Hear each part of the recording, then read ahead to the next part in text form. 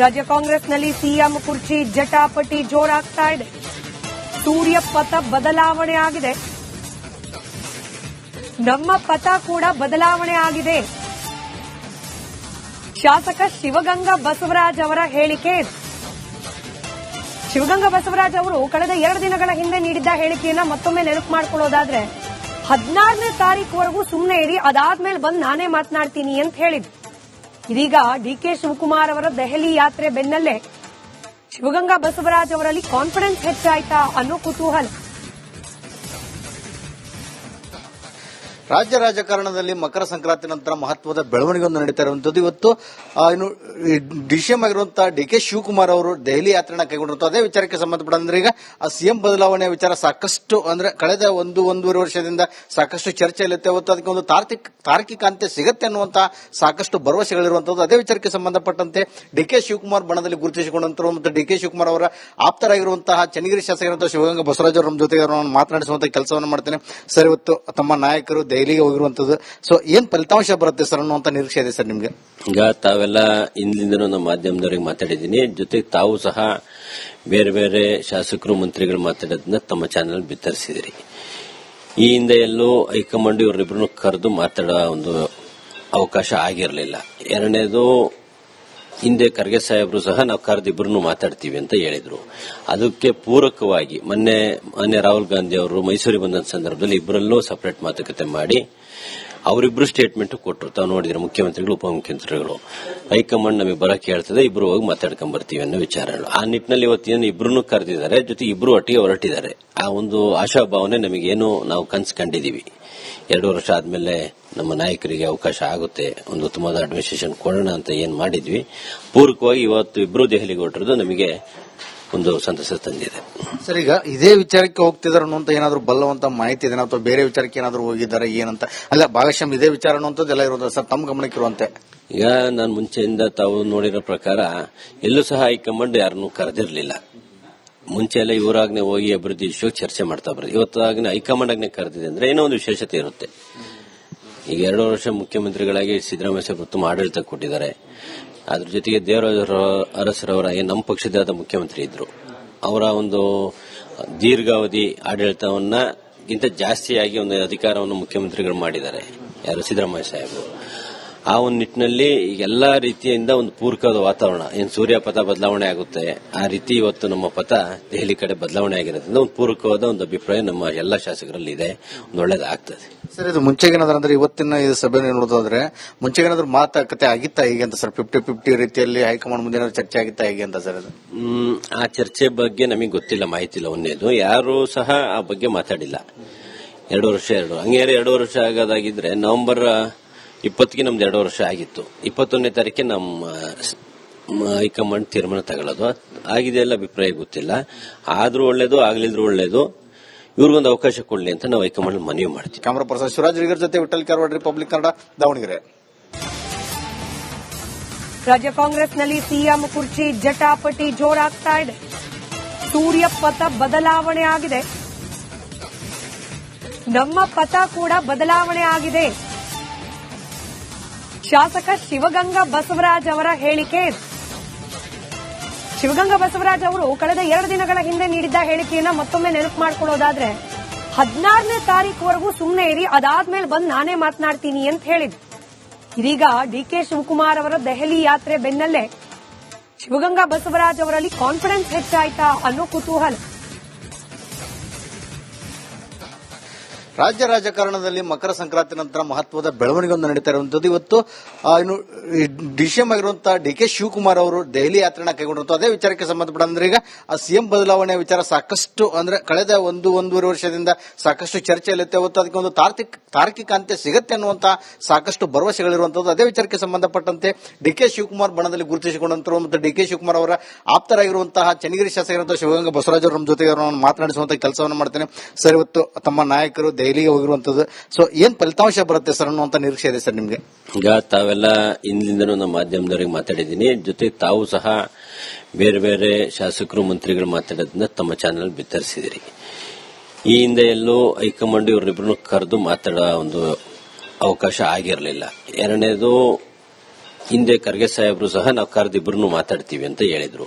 ಅದಕ್ಕೆ ಪೂರಕವಾಗಿ ಮೊನ್ನೆ ರಾಹುಲ್ ಗಾಂಧಿ ಅವರು ಮೈಸೂರಿಗೆ ಬಂದ ಸಂದರ್ಭದಲ್ಲಿ ಇಬ್ಬರಲ್ಲೂ ಸಪರೇಟ್ ಮಾತುಕತೆ ಮಾಡಿ ಅವರಿಬ್ರು ಸ್ಟೇಟ್ಮೆಂಟ್ ಕೊಟ್ಟರು. ತಾವು ನೋಡಿದ್ರೆ ಮುಖ್ಯಮಂತ್ರಿಗಳು ಉಪಮುಖ್ಯಮಂತ್ರಿಗಳು ಹೈಕಮಾಂಡ್ ನಮಗೆ ಬರಕ್ಕೆ ಹೇಳ್ತದೆ, ಇಬ್ರು ಹೋಗಿ ಮಾತಾಡ್ಕೊಂಡ್ ಬರ್ತೀವಿ ಅನ್ನೋ ವಿಚಾರಗಳು. ಆ ನಿಟ್ಟಿನಲ್ಲಿ ಇವತ್ತೇನು ಇಬ್ರು ಕರೆದಿದ್ದಾರೆ, ಜೊತೆ ಇಬ್ರು ಒಟ್ಟಿಗೆ ಹೊರಟಿದ್ದಾರೆ. ಆ ಒಂದು ಆಶಾಭಾವನೆ ನಮಗೇನು ನಾವು ಕನಸು ಕಂಡಿದ್ದೀವಿ. 2 ವರ್ಷ ಆದ್ಮೇಲೆ ನಮ್ಮ ನಾಯಕರಿಗೆ ಅವಕಾಶ ಆಗುತ್ತೆ, ಒಂದು ಉತ್ತಮವಾದ ಅಡ್ಮಿನಿಸ್ಟ್ರೇಷನ್ ಕೊಡೋಣ ಅಂತ ಏನ್ ಮಾಡಿದ್ವಿ, ಪೂರಕವಾಗಿ ಇವತ್ತು ಇಬ್ರು ದೆಹಲಿಗೆ ಹೊರಟಿರೋದು ನಮಗೆ ಒಂದು ಸಂತಸ ತಂದಿದೆ. ಸರ್, ಈಗ ಇದೇ ವಿಚಾರಕ್ಕೆ ಹೋಗ್ತಿದಾರೆ ಅನ್ನುವಂತ ಏನಾದ್ರು ಬಲ್ಲವಂತ ಮಾಹಿತಿ ಇದೆ ಅಥವಾ ಬೇರೆ ವಿಚಾರಕ್ಕೆ ಏನಾದ್ರು ಹೋಗಿದ್ದಾರೆ ಏನಂತ? ಅಲ್ಲ, ಭಾಗಶಃ ಇದೇ ವಿಚಾರ ಅನ್ನುವಂಥದ್ದೆಲ್ಲ ಇರೋದು ಸರ್, ತಮ್ಮ ಗಮನಕ್ಕೆ ಇರುವಂತೆ. ಈಗ ನಾನು ಮುಂಚೆಯಿಂದ ತಾವು ನೋಡಿರೋ ಪ್ರಕಾರ ಎಲ್ಲೂ ಸಹ ಹೈಕಮಾಂಡ್ ಯಾರನ್ನೂ ಕರೆದಿರಲಿಲ್ಲ. ಮುಂಚೆ ಎಲ್ಲ ಇವರಾಗ್ನೆ ಹೋಗಿ ಅಭಿವೃದ್ಧಿ ವಿಷಯಕ್ಕೆ ಚರ್ಚೆ ಮಾಡ್ತಾ ಬರೋದು. ಇವತ್ತಾಗ್ನೆ ಹೈಕಮಾಂಡ್ ಆಗ್ನೆ ಕರೆದಿದೆ ಅಂದ್ರೆ ಏನೋ ಒಂದು ವಿಶೇಷತೆ ಇರುತ್ತೆ. ಈಗ 2 ವರ್ಷ ಮುಖ್ಯಮಂತ್ರಿಗಳಾಗಿ ಸಿದ್ದರಾಮಯ್ಯ ಸಾಹೇಬ್ ಉತ್ತಮ ಆಡಳಿತ ಕೊಟ್ಟಿದ್ದಾರೆ. ಅದ್ರ ಜೊತೆಗೆ ದೇವರಾಜ ಅರಸರವರ ನಮ್ಮ ಪಕ್ಷದ ಮುಖ್ಯಮಂತ್ರಿ ಇದ್ರು, ಅವರ ಒಂದು ದೀರ್ಘಾವಧಿ ಆಡಳಿತವನ್ನ ಗಿಂತ ಜಾಸ್ತಿಯಾಗಿ ಒಂದು ಅಧಿಕಾರವನ್ನು ಮುಖ್ಯಮಂತ್ರಿಗಳು ಮಾಡಿದ್ದಾರೆ, ಯಾರು ಸಿದ್ದರಾಮಯ್ಯ ಸಾಹೇಬರು. ಆ ಒಂದು ನಿಟ್ಟಿನಲ್ಲಿ ಎಲ್ಲಾ ರೀತಿಯಿಂದ ಒಂದು ಪೂರಕವಾದ ವಾತಾವರಣ, ಏನ್ ಸೂರ್ಯ ಪಥ ಬದಲಾವಣೆ ಆಗುತ್ತೆ ಆ ರೀತಿ ಇವತ್ತು ನಮ್ಮ ಪಥ ದೆಹಲಿ ಕಡೆ ಬದಲಾವಣೆ ಆಗಿರೋದ್ರಿಂದ ಒಂದು ಪೂರಕವಾದ ಒಂದು ಅಭಿಪ್ರಾಯ ನಮ್ಮ ಎಲ್ಲಾ ಶಾಸಕರಲ್ಲಿ ಇದೆ, ಒಂದು ಒಳ್ಳೇದಾಗ್ತದೆ. ಸರ್, ಇದು ಮುಂಚೆಗೇನಾದ್ರು ಅಂದ್ರೆ ಇವತ್ತಿನ ಈ ಸಭೆ ನೋಡೋದಾದ್ರೆ ಮುಂಚೆಗೇನಾದ್ರು ಮಾತುಕತೆ ಆಗಿತ್ತಾ ಹೇಗೆ ಅಂತ ಸರ್? 50-50 ರೀತಿಯಲ್ಲಿ ಹೈಕಮಾಂಡ್ ಮುಂದೆ ಚರ್ಚೆ ಆಗಿತ್ತಾ ಹೇಗೆ ಅಂತ ಸರ್? ಅದು ಆ ಚರ್ಚೆ ಬಗ್ಗೆ ನಮಗೆ ಗೊತ್ತಿಲ್ಲ, ಮಾಹಿತಿ ಇಲ್ಲ. ಒಂದೇದು ಯಾರು ಸಹ ಆ ಬಗ್ಗೆ ಮಾತಾಡಿಲ್ಲ.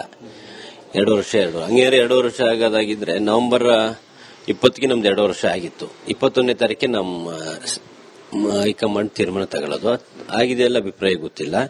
ಆದ್ರೂ ಒಳ್ಳೇದು, ಆಗ್ಲಿದ್ರು ಒಳ್ಳೇದು, ಇವ್ರಿಗೊಂದು ಅವಕಾಶ ಕೊಡ್ಲಿ ಅಂತ ನಾವು ಹೈಕಮಾಂಡ್ ಮನವಿ ಮಾಡ್ತೀವಿ. ಕ್ಯಾಮರಾ ಪರ್ಸನ್ ಶಿವರಾಜ್ ರಿಗರ್ ಜೊತೆ ವಿಠಲ್ ಕಾರ್ವಾಡ್, ರಿಪಬ್ಲಿಕ್ ಕನ್ನಡ, ದಾವಣಗೆರೆ. ರಾಜ್ಯ ಕಾಂಗ್ರೆಸ್ನಲ್ಲಿ ಸಿಎಂ ಕುರ್ಚಿ ಜಟಾಪಟಿ ಜೋರಾಗ್ತಾ ಇದೆ. ಸೂರ್ಯ ಪಥ ಬದಲಾವಣೆ ಆಗಿದೆ, ನಮ್ಮ ಪಥ ಕೂಡ ಬದಲಾವಣೆ ಆಗಿದೆ. ಶಾಸಕ ಶಿವಗಂಗಾ ಬಸವರಾಜ್ ಅವರ ಹೇಳಿಕೆ. ಶಿವಗಂಗಾ ಬಸವರಾಜ್ ಅವರು ಕಳೆದ 2 ದಿನಗಳ ಹಿಂದೆ ನೀಡಿದ್ದ ಹೇಳಿಕೆಯನ್ನ ಮತ್ತೊಮ್ಮೆ ನೆನಪು ಮಾಡಿಕೊಳ್ಳೋದಾದ್ರೆ 16ನೇ ತಾರೀಕುವರೆಗೂ ಸುಮ್ಮನೆ ಇರಿ, ಅದಾದ್ಮೇಲೆ ಬಂದು ನಾನೇ ಮಾತನಾಡ್ತೀನಿ ಅಂತ ಹೇಳಿದ್ರು. ಇದೀಗ ಡಿಕೆ ಶಿವಕುಮಾರ್ ಅವರ ದೆಹಲಿ ಯಾತ್ರೆ ಬೆನ್ನಲ್ಲೇ ಶಿವಗಂಗಾ ಬಸವರಾಜ್ ಅವರಲ್ಲಿ ಕಾನ್ಫಿಡೆನ್ಸ್ ಹೆಚ್ಚಾಯ್ತಾ ಅನ್ನೋ ಕುತೂಹಲ.